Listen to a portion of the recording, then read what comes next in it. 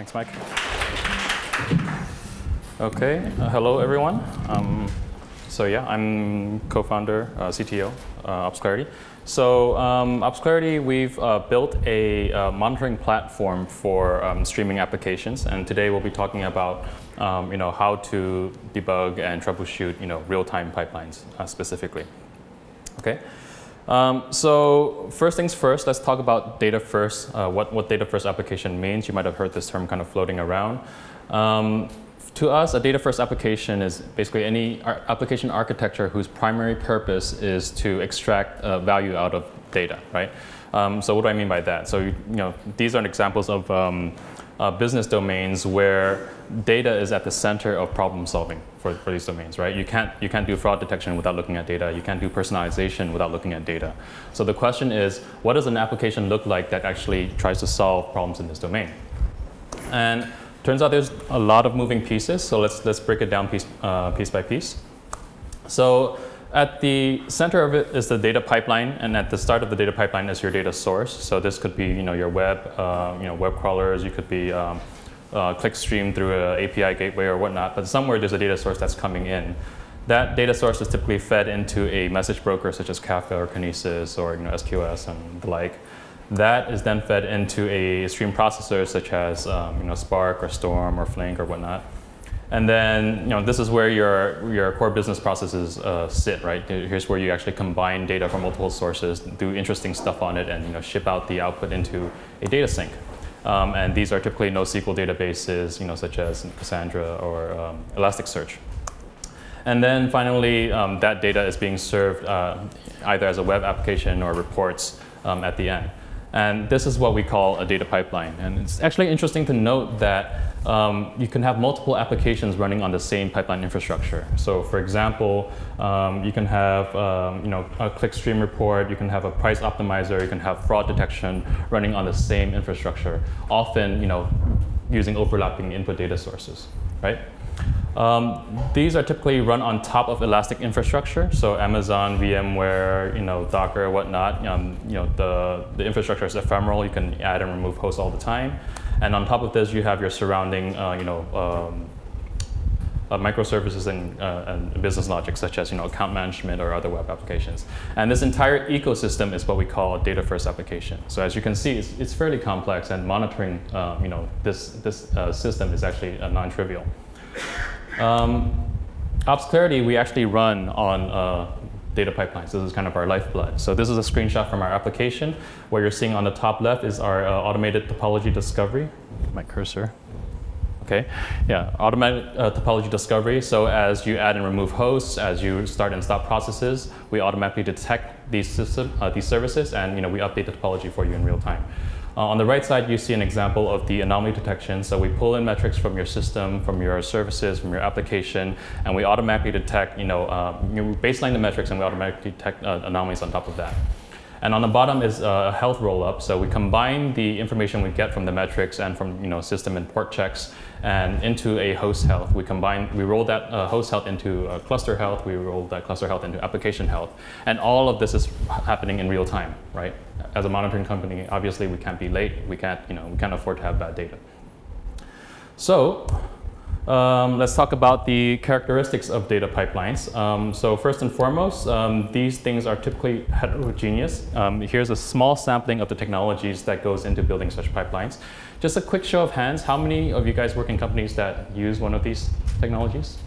So it turns out most of you, and this is just a small subset, right? I might even including ZeroMQ, Flume, Flink, DataTorrent, Heron, Solar, et cetera, et cetera, et cetera. And monitoring this actually means you need to understand all of these systems at a detailed level, because each of these systems are very complex for good reason, right? These are running your core business processes. Therefore, they need to be performant, they need to be fault tolerant, they need to be scalable. And to satisfy all these requirements means that each component is actually very complex. So taking Storm as an example, a typical Storm cluster consists of a master and a set of worker hosts.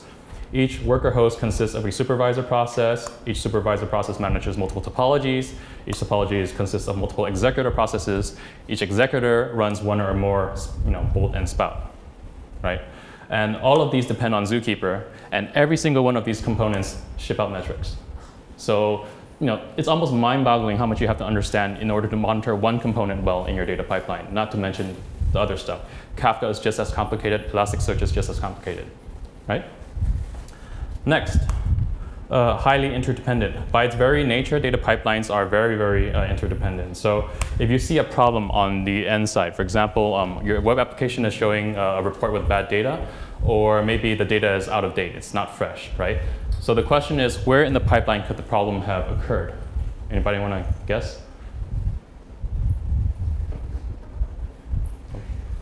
Anywhere, exactly, perfect. So the problem could be anywhere, right? And the troubleshooting and debugging process typically involves, going from stage to stage to stage, looking at metrics, looking at logs, SSH, entering it, and figuring out what's going on, and going back and forth trying to, correlate problems. And you can imagine how hard that is to do, right? You put all of this together, and what it means is that it's just, really, really hard to monitor real-time applications, right?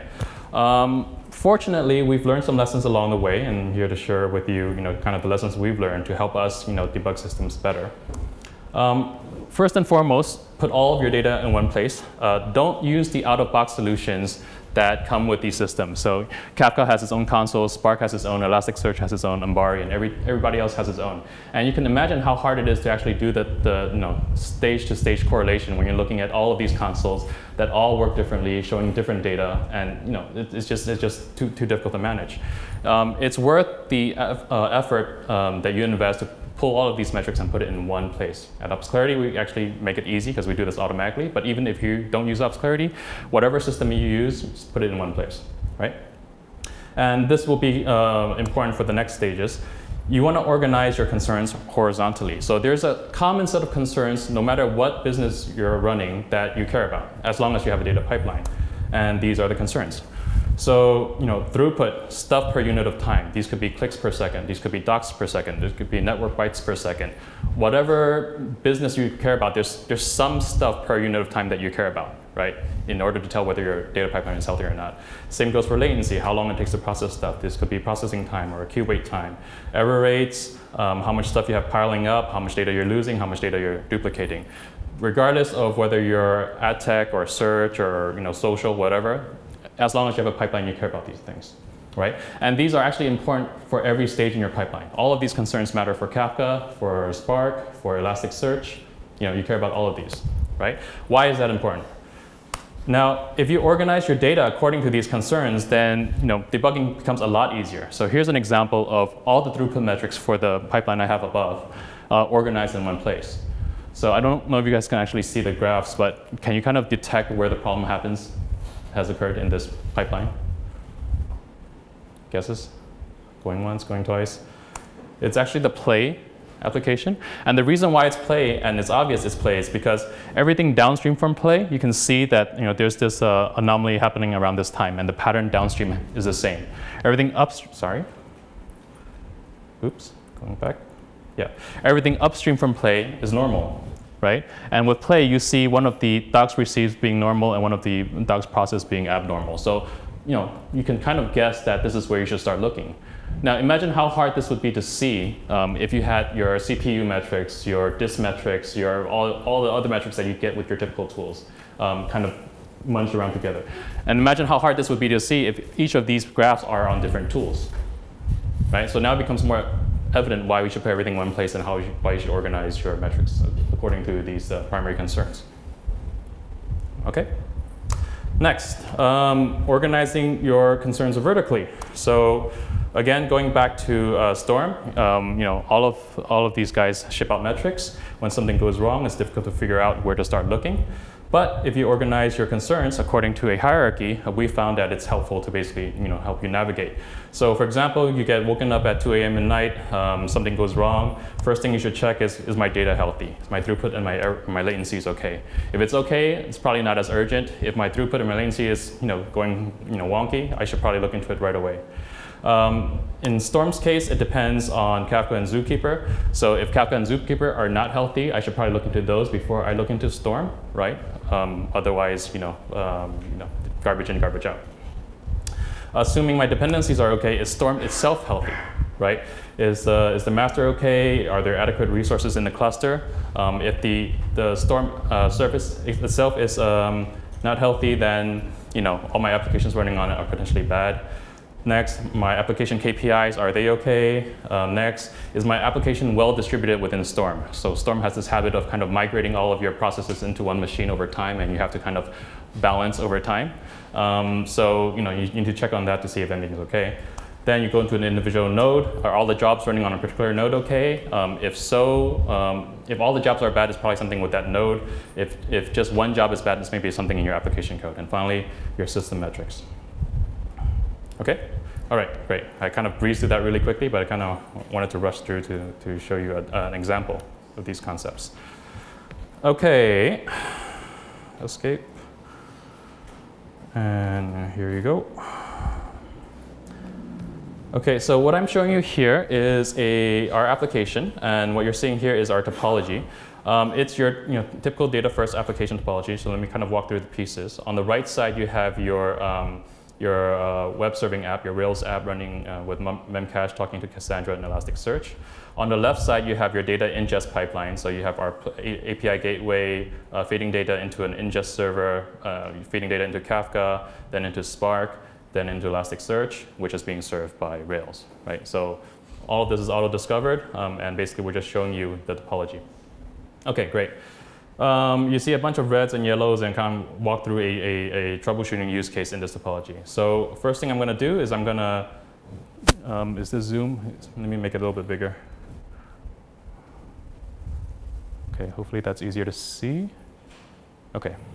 So first thing I'm going to do is, on the right side you have your kind of event log, all the anomalies, all the events happening in the system, and on the bottom is a histogram of the event, so you can kind of tell what time something abnormal happened. So first thing I'm going to do is I'm going to zoom in and narrow down the time to just when something bad occurred. Then I'm going to go in and select all of the services that are abnormal. And here you can see the health of these services over time overlaid on top of each other, relative to each other. So you can kind of see how it plays out.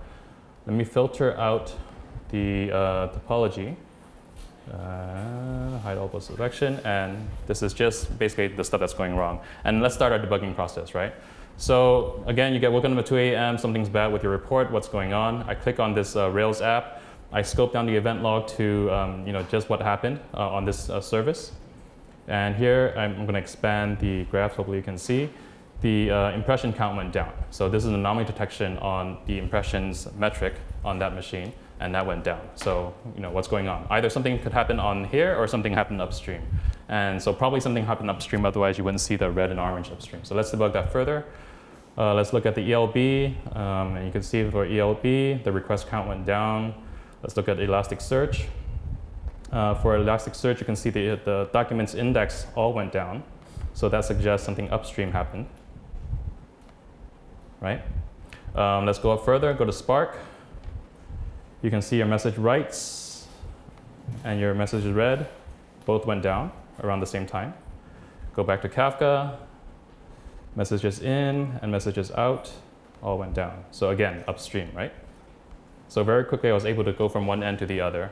And finally, I'm going to my ingest server. And for this one, let's actually just jump to the metrics page and look at the metrics. So here you see basically the metrics for this ingest server. My docs received is normal. My queue size started growing around this time.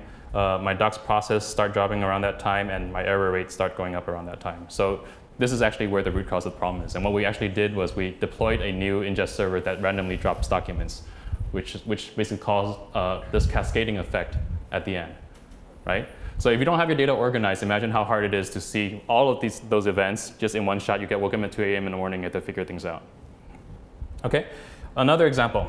I talked about organizing your metrics by concern. So here what I've done is I've collected all of my throughput metrics for my pipeline in one place. So here you can basically see the same story as well, right? Everything is normal up until here, and after that everything is abnormal, right? And since I've labeled these correctly, you can see that it's my Pi ingest server that started becoming abnormal. So again, imagine how hard this would be to look at if you had your system metrics and all your other metrics kind of mingled together. Yeah, okay. All right, I am almost out of time. Let me go back to my deck. Okay.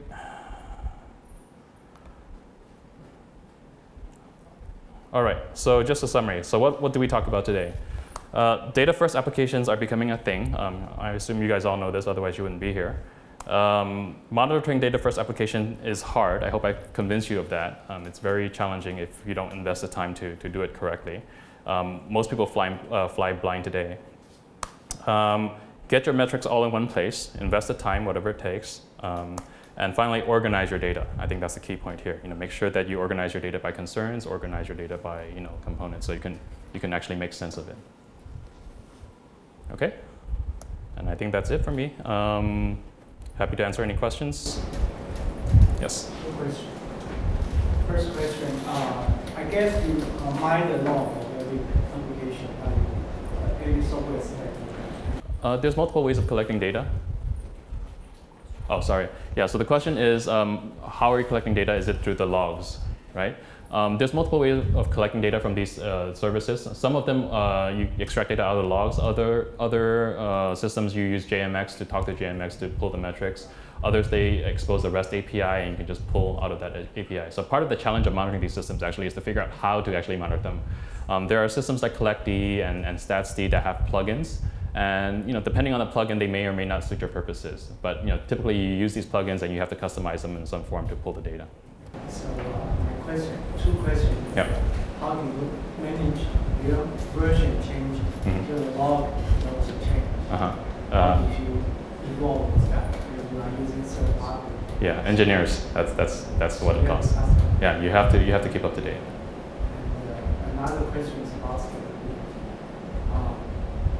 imagine you really have thousands of nodes each of them, and all the log or the data you want to collect has to stream back centralized. That's right.